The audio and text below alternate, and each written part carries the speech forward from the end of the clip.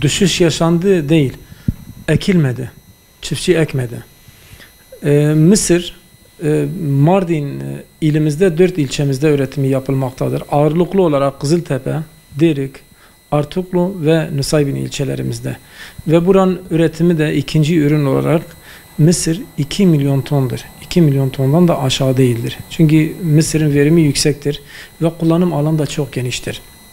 Ama bu sene elektrik borcundan dolayı, elektrik sıkıntısından dolayı çiftçi %78'i ekmedi. Bizim köylerden aldığımız bilgilere göre %72, yani şunu diyebiliriz, geçen yıllara, geçen seneye ve önceki yıllara oranla 4'te 1'i ancak ekilmiş. Bu ne demek oluyor? Mardin'in 2 milyon ton ikinci ürün mısır üretimi 2 milyon tondan 500 bin tona düştü. Bu 1,5 milyon ton kayıp sadece Mardin çiftçisinin kaybı değildir. Buna bağlı sektörlerin, lojistik sektörü olsun, işte endüstri sektörü olsun, tarım sanayi sektörü olsun, hayvan besicileri olsun, yem sektörleri olsun, hepimizin kaybıdır. Ve en önemlisi ülkemizin hazinesinin, milli ekonomimizin kaybıdır. Neden milli ekonomimizin kaybıdır? Çünkü sonuçta bu Mısır'ın kullanım alanı çok. Hayvan yemi olarak kullanılıyor, yem sektöründe kullanılıyor, nişasta, irmik olarak kullanılıyor. Hal böyleyken dışarıda ithal etmek zorunda kalacak bu sektörlerimiz. Dışarıda ithal ettiğimiz zaman bir de dövizimiz dışarı gidecek. Burada niye bu mısır ekilmedi? Neymiş efendim? Son açıklamalara göre işte planlama tarım, planlı tarım çok değerli bir şeydir. Çok değerli bir uygulamadır. Yalnız burada Mardin'e büyük bir haksızlık yapıldı mısır konusunda. Çünkü planlı tarımdan işte yeraltı su kısıtlısı olan yerler içerisinde Kızıltepe, Derik ve Artuklu ilçelerimizde de bundan dolayı işte dane mısır ve sılaj mısır üretiminin yasaklandığı. Bizim yeraltı suyla ne işimiz var? Bizim elektrikle ne işimiz var? Biz burada 2 tane Cenab-ı Allah'ın bu topraklara lütfettiği, bahşettiği 2 tane büyük nehrimiz var. Dicle ve Fırat. 1975 yılında Dicle ve Fırat suları birleştirecek, bölge ekonomisi ve ülkenin milli ekonomisine, kalkınma hamlesine yol açacak GAP adı altında Güneydoğu Anadolu projesinin temeli atıldı. 50. yıla giriyoruz. Yarım asırdır hala bu bitirilmedi. Suyu Fırat Nehri'nden Mardin Göleti'ne taşıyacak 221 kilometrelik ana kanal 2017'de bitirildi. Yani bundan 8 yıl önce. Bir türlü Mardin Göleti bitirilmiyor. Mardin Göleti bitirilirse, su gelirse, dağıtım kanalları gecikse de yeraltı suyumuz yükselir. Bizim yeraltı sularımızın bu seviyede düşmesi, işte çiftçinin mecburen yer altında artizyen kuyulardan ve elektrik gücüyle ve bu elektrik parasını çiftçi ödeyemez duruma geldi. Çünkü elektrik her geçen gün pahalanıyor, kuyular her geçen gün yer altına derinlere çekiliyor ve bizim suyumuz var, suyumuz da boşu boşuna Basra Körfezi'ne, Şatul Arab'a akıyor. Bu su, bu 2 tane büyük nehir, Dicle ve Fırat'ın kaynakları kendi ülkemizde çıkıyor. Yani bizim kendi suyumuzdur, biz istifade etmiyoruz. Komşu ülkelerimizi istifade ediyor ve fazlası da denize akıyor. Yazıktır, günahtır. Yarım asır geçti. Göletin bitmesi için burada bir statik, bilimsel veya büyük bir maliyete gerek yok. Toprağı kazıyorlar, göletin duvarı yapıyorlar, sıkıştırma yapılıyor. Biraz çalışan makine adetini artıracaklar, çalışan ekibi artıracaklar ve 3-4 ayda faaliyete geçirebilirler. En zor bölüm bitmiş. Böyle giderse buranın ekonomisi ciddi darbe alacak. Çünkü bu mısırı çiftçi üretiyor ama diğer sektörler buradan geçimini sağlıyor. Türkiye'nin dört bir tarafına bizim mısırımız gidiyor. Tavuk çiftliklerinin olduğu her yere gidiyor. Küçükbaş, büyükbaş hayvanların olduğu her yere gidiyor. Nişasta fabrikaların, irmik fabrikaların olduğu her yere gidiyor. Yani bu Mardin'e bir haksızlıktır. Bizim 2 tane nehrimiz var. Mesela Adana bölgemizde Çukurova'da bu yasaklanmadı. Niye?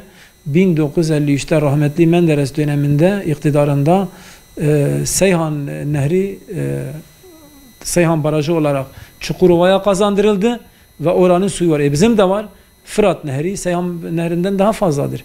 Adana da bizimdir. Edirne de bizimdir. Bu ülkenin her karış toprağı hepsi bizimdir. Yani bizim bölgeye büyük bir haksızlık yapıldı. 50 yıl önce bunun temeli atıldı. Burada devlet de zarar ediyor, çiftçi de zarar ediyor, ekonomimiz de zarar ediyor. Yani bu projeyi neden bitirmiyorlar?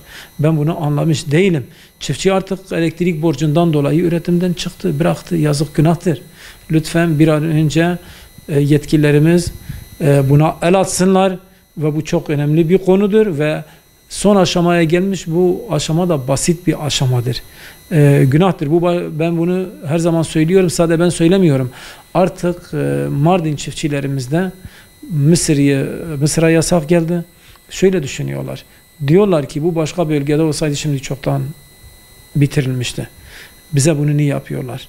Yani biz mi sahipsiz hakkımızı aramasını bilmiyoruz? Yani insanlarda artık böyle üzüntüyle tepkilerini dile getirecek böyle şeyler de oluyor. Yani duruma da baktığın zaman yanlış bir düşünce değil bu. Neden? Çünkü bakıyoruz ki Karadeniz bölgemizde yani devasa projeler yapıldı. Zigana dağları delindi, tünel yapıldı. Toprağı yetersizdi, yolu yetersizdi, sahil yolu yapıldı. Marmaray deniz altında birkaç tane tüp geçitler yapıldı. Yusufeli Barajı yapıldı. Bir türlü bu proje bitirilmedi. Ve bu proje zamanında bitirilmiş olsaydı belki geçmişte yaşanan acılar da bir kısmı burada yaşanmayacaktı. İnsanın ekmeği olduğu zaman insan niye başka şeylere tevessül etsin? Bu hayati bir projedir Mardin için. Ülke içinde önemli bir projedir. Lütfen hükümetimizden, yetkililerden rica ediyoruz. Artık bu projeyi bitirsinler. Burada Mısır'ın yasaklanması devletin kendi eliyle hibe ve destek verdiği yüzlerce Mısır tesislerine de verdiği o destekler de heba etmiş oluyor. Yani bu öngörülemedi mi? Bundan 10 yıl önce, 9 yıl önce, 8 yıl önce bir sürü hibeler veriyor. Birdenbire yasakladın. Tamam, yasakladık da planlama dahilinde. O planlama içerisinde bu ürünün alternatifi nerede? Yani bu öngörülemedi mi? Yani Mısır yasaklanamaz. Bizim nehrimiz olmasaydı biz de diyecektik yeraltı sularımız 30 yıl önce 8 metreydi. Şimdi 500-600 metrelere indi. Ama suyumuz var. Bizim ne işimiz var elektrikle? Yazıktır, günahtır. Bu projenin artık bitirilmesi gerekiyor ve bu sene ikinci ürün üretmeyen çiftçiler de çok üzgündür. Diğer sektörler de üzgündür. Yani kara kara düşünüyorlar. Kendi topraklarımız boş kaldı. Şimdi burada bizim tarım sanayimizle gidecekler. Hansın George'un çiftçisinin mısırını alacak. Yazıktır, günahtır. Yani ekilen geçen seneye göre %25'ten fazla değil. %25'ten azdır. Ben iyi niyetle yine diyorum. Çünkü araştırma yaptım sahada. Birebir köy muhtarlarımızla görüştüm, iletişime geçtim. Geçen seneye göre ekim alanı, rekoltede sorun yok. Ekilen verimi iyi olacak. Çünkü bu topraklar çok verimli topraklardır, bereketli topraklardır. Yani bu ekenler de risk aldılar. Dediler ki ya belki de diğerler risk alamadı. Elektrik kesintisi olursa elektrik şirketi de diyor ki ben paramı almasam keserim. Çiftçi de bu parayı ödeyemiyor. Ödemiyor değil, ödeyemiyor. Çünkü geçen sene gelen elektrik faturaları hepsini satsa Mısır elektrik parasına yetmez. Dönüme 1 ton 200 ile 1,5 ton veriyor. Verim çok iyi ama geçen sene Mısır'ın fiyatı işte 5.700 liraydı. Nemi gittiği zaman 5.000 liraya satıyor. Dönüme 5-6 bin lira elektrik parası geldi. Bunun mazotu nerede kaldı? Tohumu nerede kaldı? Gübresi nerede kaldı? Sulamacısı nerede kaldı?